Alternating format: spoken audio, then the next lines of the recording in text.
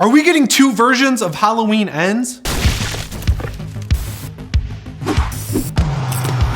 How's it going, everyone? As always, my name is Jimmy Champane, and if you like monsters, slashers, pretty much any movie shot during, set during, or inspired by the 1980s, this is the channel for you. We got some big announcements related to Halloween Ends today. Some of them are good, some of them are kind of disappointing to me, but overall, I think things are going to be okay. And before I jump into it, yes, I'm in the PS Ready studio because today was the craziest day of my life. I woke up, I watched the Destiny 2 showcase. I was extremely excited. I'm driving to work. I get all these tweets and texts from people saying, oh, check out this Halloween news. And then I get to work and they announced the DualSense Pro all in like 3 hours. So this has just been a crazy day. Thanks for watching on my different set. I'll be back to the normal one in my next video.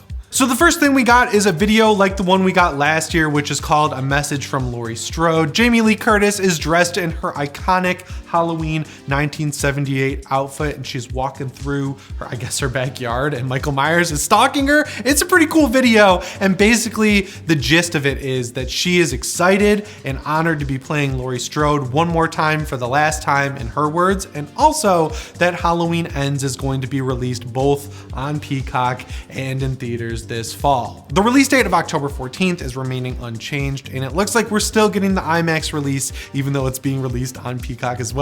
I know a lot of people, I was worried about it myself, I'm not even gonna lie, because last year we got that great message from John Carpenter where he was like, look, we're delaying the movie again, but I remastered it for IMAX, the sound is going to be incredible, and then the movie never even came out in IMAX theaters because I guess it was going up against James Bond or something, but this year it looks like we're going to be good. In addition to Peacock, we're getting regular theatrical release, and then of course the IMAX one. So I am gonna do my best to make sure I see it in IMAX. I'm just gonna be real with you guys, not only am I surprised by this simultaneous release in theaters and streaming, I'm also just disappointed. Last year, I don't think it needed to be released at the same time in streaming. I kind of got why though, just with everything that was going on. So yeah, I was disappointed last year, but I understood why. This year, I have none of those feelings. I'm just like, why are you doing this? Because even last year, right, they released the movie on Peacock, which costs $4.99 a month, and they released it in theaters the same day. It had an incredible opening weekend in theaters. Like, people had the option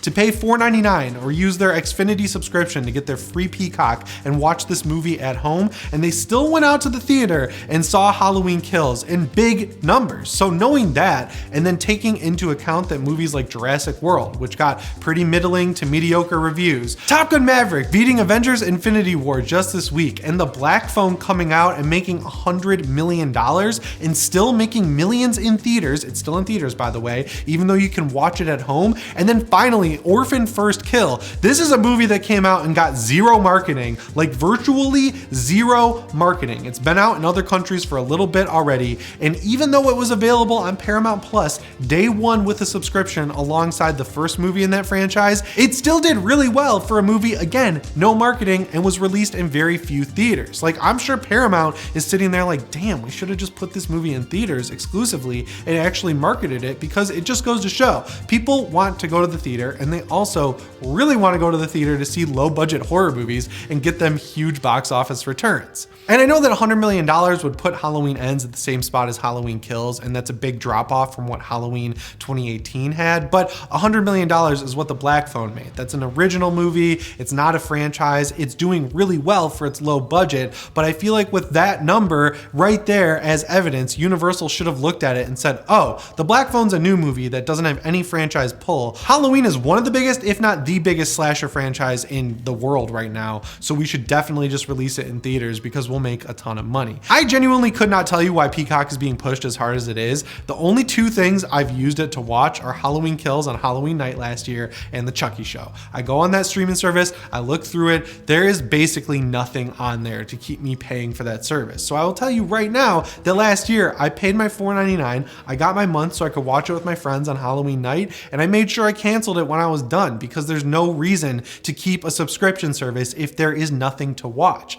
I'm telling you right now, they took everything I like off of HBO Max, I canceled HBO Max. I've got the Batman on 4K Blu-ray. I do not need to subscribe to something that costs $15 a month if there's nothing on there I'm going to watch. The other issue I see is that this cheapens the Halloween brand brand to people when it's bigger than it's ever been. Like straight up, Halloween is bigger than it's ever been in people's minds. Like the general public is going out to see Halloween movies, and you're gonna just cut it down at the knees when it's at its peak by putting it on a streaming service. I don't know. It just really disappoints me overall because I don't feel like it needs it. And if this movie doesn't perform super well in theaters but does gangbusters on Peacock, we're going to see every Halloween movie exclusively released on Peacock in the future, and I don't want to see that. And this also is basically the deciding point between whether or not we have to wait another decade to get more Halloween movies, right? Because if this movie doesn't do well and it only does mediocre on Peacock as well, they're gonna go back to the drawing board, they're gonna start a whole new reboot, it's gonna be completely removed from anything we've ever had before because they can't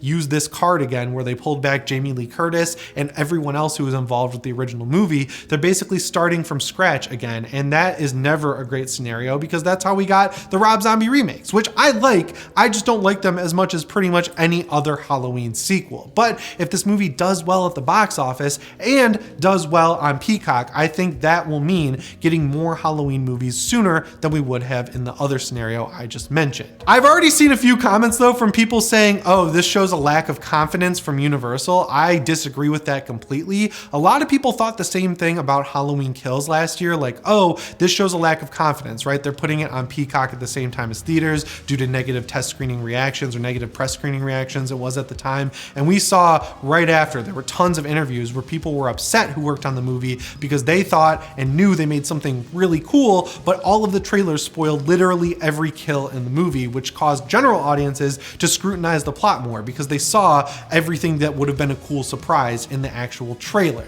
And flipping that whole idea of this being a lack of confidence on its head, Universal literally saw negative press reviews weeks before the movie even launched. Like a couple days before they announced the Peacock thing, they got negative press reviews, and the movie still made a ton of money. So they literally have an incentive to do the opposite, and they've shown us with the marketing of Halloween Ends that they learned from Halloween Kills because people were upset that the entire movie was shown in the trailers. So do I think this shows a lack of confidence? Hell no. The reason I'm disappointed is because I personally am super excited for this movie, and I think it's going to be really good, and I think it needs the best chance it can get at earning a ton of money so that the Halloween franchise gets to continue going forward. So yeah, I'm disappointed about the simultaneous Peacock and theatrical release, not because of the quality of the movie, but because I just think it deserves to have a theatrical only release. Now, the positive aspect of this is we got another poster for the movie, and it is really cool. I mean, of course, I like the one that's just Michael Myers' mask. It's their Halloween Ends take on the posters we got for Halloween 2018 and Halloween Kills.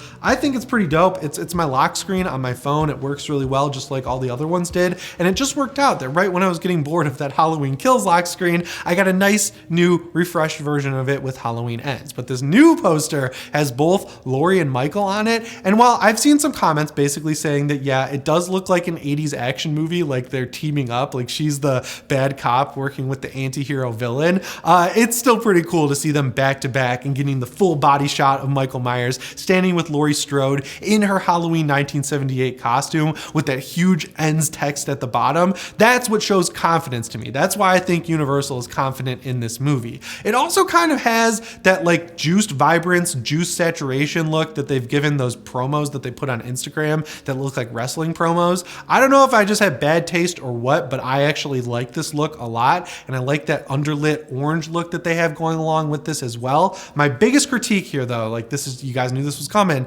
there are not enough jack-o'-lanterns in any of the marketing. Like the trailer was great, right? We got that awesome overhead shot of a Halloween night street scene in a suburb, which I'm assuming is Haddonfield, obviously. That was great. Love that. We've gotten the kids running around on Halloween trick-or-treating in every movie. That is basically more than I could have hoped for going into Halloween, but the posters don't really lean into the holiday enough at all. And that's my one note if this franchise does continue, or if we get another poster before the movie comes out. And this last Halloween update is one that's got me really excited. So going back to that video that Jamie Lee Curtis put out, there's a line that's really sticking with people, and I noticed it immediately. She talks about watching it at home after you've seen it in theaters, and then she drops a line that I'm paraphrasing here is like, no spoilers, but I think you're going to want to do that. And immediately I was like, oh, are they going to have two different cuts of this movie showing on October 14th? Like if you go to the theater, you get the theatrical cut, right? But then you go home and you get the extended extended, uncut version of the movie, because that's probably how it would go. I wish it was in the reverse, right? Like we would get to go to the theater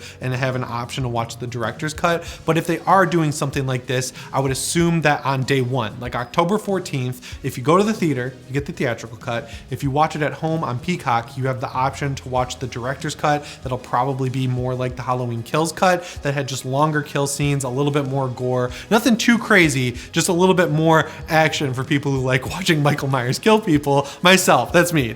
I like watching Michael Myers kill people. So that's gonna be my reasoning to maybe watch that Peacock version as soon as I get home from the movie theater. And then when the movie's been out for a week or so, that's when they drop this longer director's cut in theaters leading up to Halloween night, the actual holiday. They say head back out to the theater and check out the extended director's cut of Halloween Ends to get the full story that you haven't seen yet, unless you have Peacock, in which case you probably watched it night one. My friend Mike from We Watched a Movie took it one step further though, and he guessed that they might be showing both versions of the test screening. Like we all know this at this point. They went back for 2 weeks of reshoots and they made some sort of major change to the movie that made it test a lot better with people. I don't know what that change was, because thankfully this time around I don't know the entire plot of the movie going into it, but with it being so different, Mike is saying that maybe the theatrical version will be the real regular version of Halloween Ends, and then the one we watch at home will be able to see the other cut that was shown to test audiences, because even though one tested worse than the other, that doesn't inherently mean that one version is worse than the other. We've seen stuff like this happen before as well, specifically in the Halloween franchise. There was like a lost cut of Halloween 6, the producer's cut, and then randomly a DVD came out a few years later that had the producer's cut, and that was essentially the same movie. Like the major plot points are pretty much the same. There's just a few different kills and the ending is vastly different